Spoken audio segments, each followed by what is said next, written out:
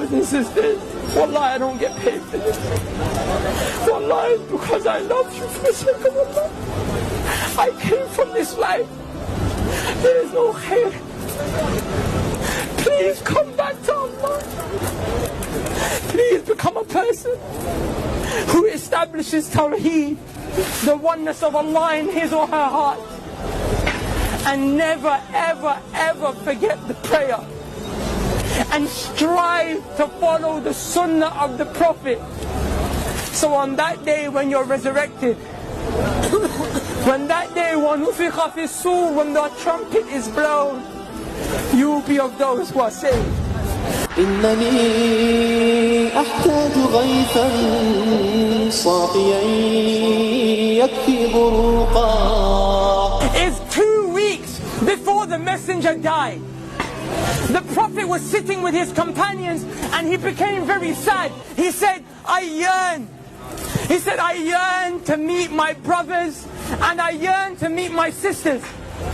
Bilal radiallahu anh looked to the Prophet and he said, Ya Rasulullah, your brothers and your sisters are here, we're here. And the Prophet looked at all of his companions. He looked at Abu Bakr, Uthman, Ali, the greatest people to walk the face of this earth from this ummah. And he said, you are not my brothers. You're my companions. He said, my brothers and my sisters are those who will come. They will believe in me and they have not seen me. And the Prophet said, I can't wait. I wish I could meet you guys. Now imagine for a second that man who took brotherhood away from his companions and ascribed it to me and you. Wallahi, the Prophet called us his brothers and sisters. Imagine if the Prophet stood right here. Imagine he stood here after Ramadan. 30 days we stood in the last third of the night crying to Allah, saying, Allah forgive me for my sins. Then literally the next day the Prophet saw us out here free mixing, boys and girls dressed inappropriately, smoking shisha. Wallah, I'm not judging anyone. I'm here just to give you the reminder that Allah told me to give you.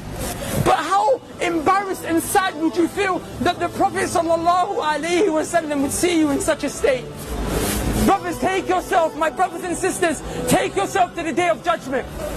On a day when Allah subhanahu wa ta'ala said, يَوْمَ يَفِرُّ الْمَرْءُ مِنْ أَخِيهِ وَأُمِّهِ وَأَبِيهِ وَصَاحِبَتِهِ وَبَنِيهِ.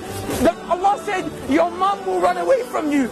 Brother, you will run from your mom. Wallahi, your mom will smile at you burning in the hellfire. Wallahi, billahi, tallahi, dhalika yawmul haq. You will see it with these eyes. The same way you see my face today. You will see people whose mothers are smiling and thanking Allah that their sons and daughters are burning in the hellfire because they got saved.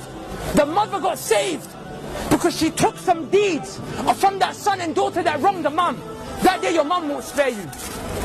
On that day, the only man that will look around, the only man who will go around into sajda, he will fall, waiting, crying to Allah so that we can be saved and go to Jannah, is Muhammad sallallahu alayhi wa sallam.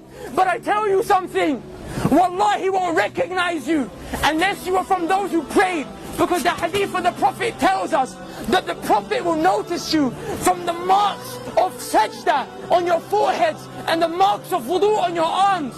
The Prophet sallallahu alayhi wa sallam will go to certain people, however, people like us who pray in Ramadan. So we're going to have a few marks of sajda, we're going to have a few parts of wudu on our arms, but we didn't worship Allah like we were supposed to. We were Ramadan Muslims, Eid Muslims, Jummah Muslims. The Prophet will see people like that. The Prophet will go to them to save them. The angels will envelop them and say, Ya Muhammad, stay away. I'm taking these people to the fire. The Prophet will say, they're from my ummah. These people are from my ummah, leave them. The angels will say, Ya Muhammad, you don't know what they did after you left.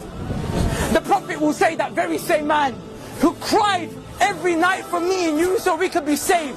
But when the day comes where you will meet Allah and whatever has been established has been established, the Prophet will look at you and say, Suhqun, Suhqun, get away from me, take them away from me. But those who prayed, even though our life was difficult, There was fitna all around us. Even though people called us to come out to the shisha cafes, to the clubs, your girlfriend called you, your boyfriend called you. Even though that happened, the Prophet will grab those people. He will say, come, come, come. He will save you from the fire, take you to the gates of Jannah, where there is a fountain called Al-Kawthar. He will dip his hands in. He will say, drink, drink, drink from my hands, drink from my hands. Are you okay? Go into paradise. Udkhuluha bisalam. Dhalika yawmul khulud. Enter with peace for eternity, happiness, and never-ending happiness. He said, if the Quran doesn't soften your hearts in this world, if by you reciting the Quran, your hearts do not become soft in this world, he said, then wait till the day of judgment, for when Allah shows you the hellfire, your hearts will become soft. But we have an opportunity to not see that ever. Take the most honorable part of your face, place it as low as you can, 5 times a day, never forget. And I promise you, on that day, everyone will turn their back on you, but Allah will suffice you. So, brothers and sisters, wallahi, I don't get paid for this. Wallahi, it's because I love you for the sake of Allah. I came from this life. There is no khair. Please come back to Allah. Please become a person who establishes Tawheed, the oneness of Allah in his or her heart. And never, ever, ever forget the prayer. And strive to follow the sunnah of the Prophet. So on that day when you're resurrected, when that day when the trumpet is blown, you will be of those who are saved.